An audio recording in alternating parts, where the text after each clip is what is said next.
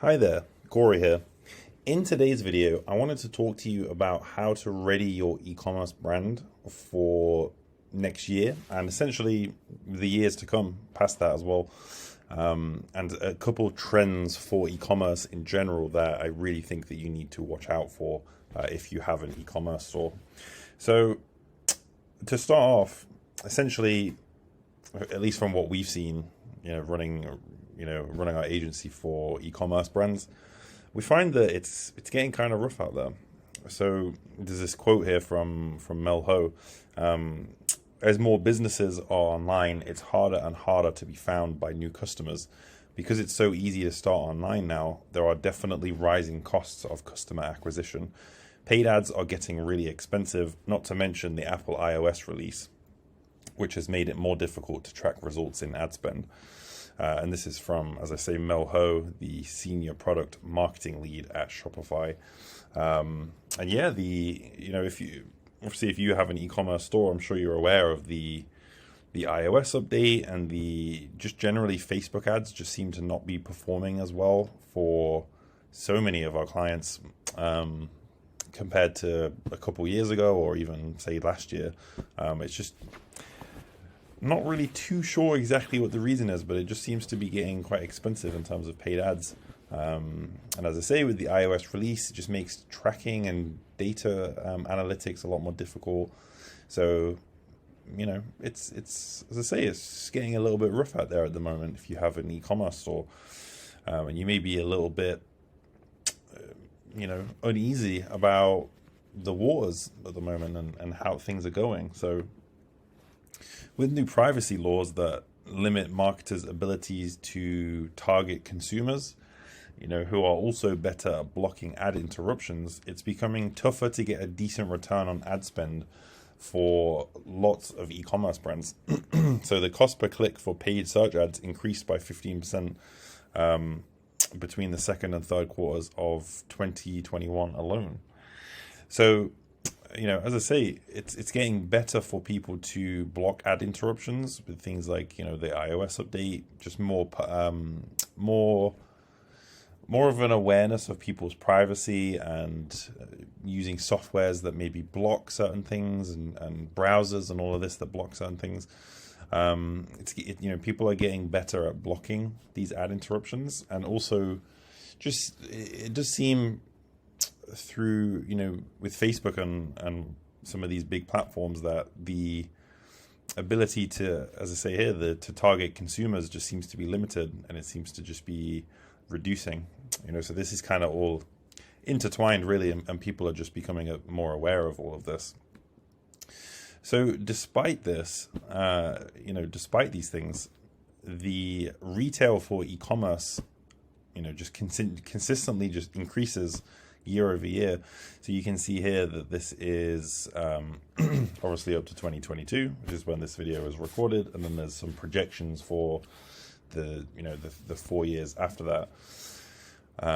So yeah, as you can see, e-commerce is not in any way predicted to slow down. It doesn't seem to so much speed up either. It just increasing at a steady rate, which is this is from Statista, this analytics here, so this is quite trustworthy here. So it's very interesting to see that, obviously with the landscape and whatnot, it's interesting that the retail is still continuing to increase.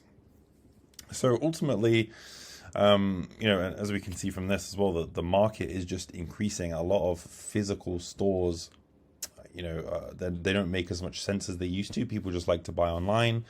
People like to, it's just a lot more convenient to buy online. Stores like Amazon, Alibaba, all of these huge stores obviously take into account these numbers as well. So yeah, even despite the growing privacy and the lack of analytics and whatnot and targeting, this trend is still continuing to increase. So the thing to remember with when you're doing paid ads for your store is that you don't really control very much of it besides the targeting. You can be banned anytime, and you essentially pay what the market decides. So obviously, as I say, the targeting is almost the only thing that you really control. But even then, as we've seen, some things can be removed, certain metrics can be removed, things can be not tracked like how how they used to be, for example. So obviously, all of these things can be kind of out of your control, and it can be quite difficult to understand the lay of the land. So this could be catastrophic if you have low profit margins and the prices hike up or your ad account is shut down. See, if you're relying on Facebook ads to generate a lot of your revenue for your store, and you find that you check Facebook one day and then for some reason your ad account has been blocked or has been banned or just doesn't seem to be working anymore. These things happen, and you don't have any say over it. It's unfortunate, but there's really not much you can do. And as I say, if the market just decides that it's more expensive, then you're going to be paying way more for your ads, and you're not going to charge more for your products. So generally, yeah, it can just be quite an up and down battle, really. So unlike, say, email, where you own the whole list and you can't be blocked from communicating with them, and it's free as well. So obviously a slightly biased opinion here, but obviously with all of these restrictions and whatnot that have happened over the last year or two, and I mean, if we're being honest, probably likely to continue in the near future. Potentially marketers are going to struggle to get the results that they used to with paid ads due to the reasons listed here. But obviously with things like emails, you own a lot more of the chain of communication. You own the list. So say if you have a list of 20,000 emails who have opted into your brand's newsletter, this is a tangible asset. It doesn't matter if you wake up one day and you're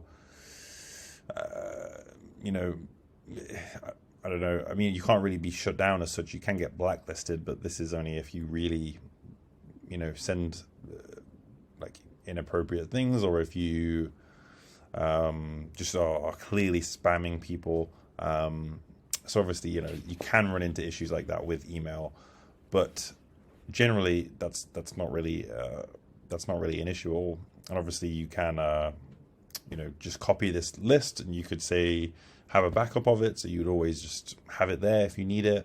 If in case anything happens to your computer or anything like that, you will always have it there. And as I say, you can't be blocked from communicating with them.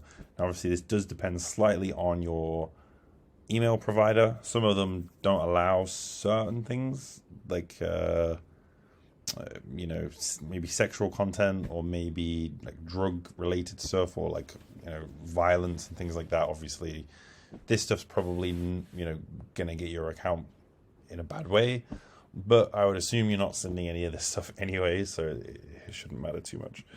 So some brands are seeing ad costs go 5 times higher than before to drive the same amount of traffic. And this is from Ben Jabawi, I think is how you say that. And this is the CEO of Privy, and we've used Privy a couple of times actually.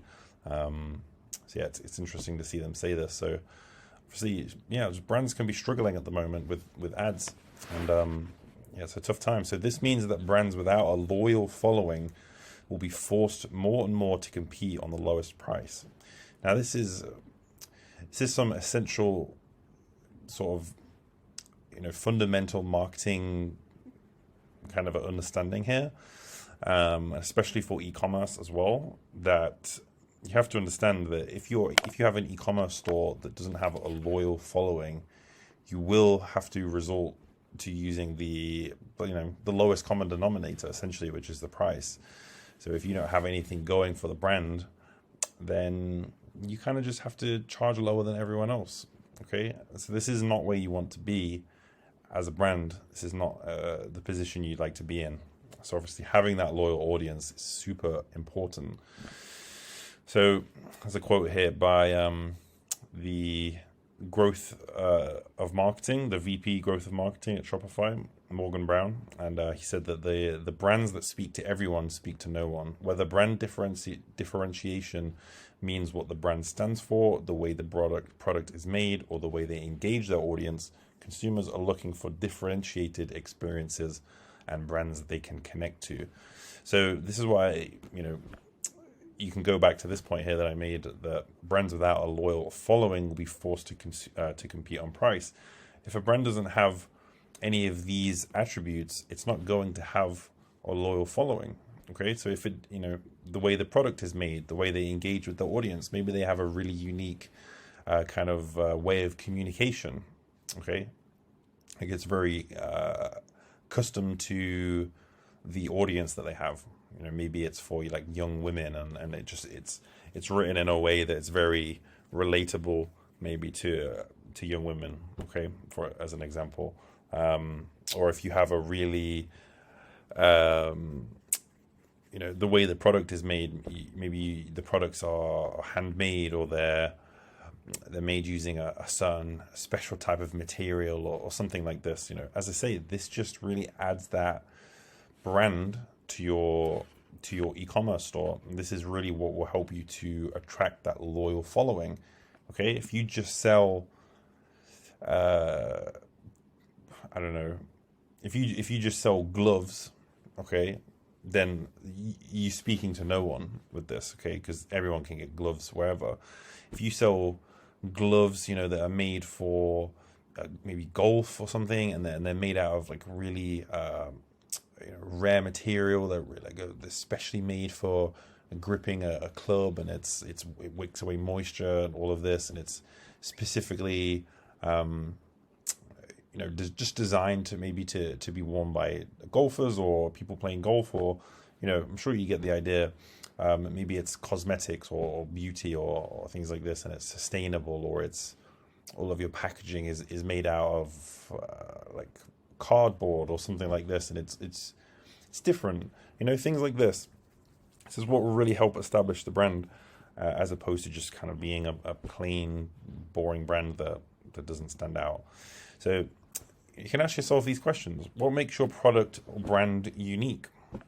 And how is it different to similar brands out there already? So these questions hold the answer. Obviously, in terms of just offering a differentiated experience, how do you go about doing that? How do you understand what your product can really offer, right? What makes it unique? As I say, maybe it's something to do with the packaging. Maybe it's really sustainable. Maybe it is prepared in a certain way, or uses certain materials. There's a lot of different aspects here that could be talked about. And how is it different to similar brands out there already? So essentially, this just means what is your brand doing differently than what is already existing? Why would someone use your store when they could just go buy it somewhere else already, essentially? So these are the questions that you ask yourself, as I say, to find that that essence to your brand, and that will attract the core following that you need to ride out these waves. So don't discount tried and true marketing channels. So for example, since the start of the pandemic, email marketing integrations were among the most popular apps globally, according to Shopify data. So email and text continue to be two of the most powerful and cost-effective ways to nurture customer relationships. So yeah, your brand should shout its values across the website, email, organic social media, and SMS. Really, your brand should be trying to build this loyal following, not just putting more of its money into ad spend and trying to ride out the paid ads. Really should be trying to build its brand. Okay, and this is how you're going to ride these waves out of the next coming years with e-commerce. So how to win?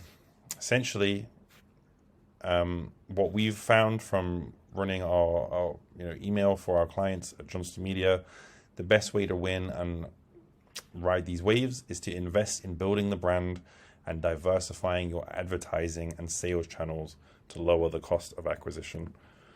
Okay, so essentially, try some different channels. Don't just rely on paid ads. Use email. And of course, as always, if you run an e-commerce store, save yourself the headache of learning to be an expert and apply to work with the agency using the link below. This is Corey, and I hope you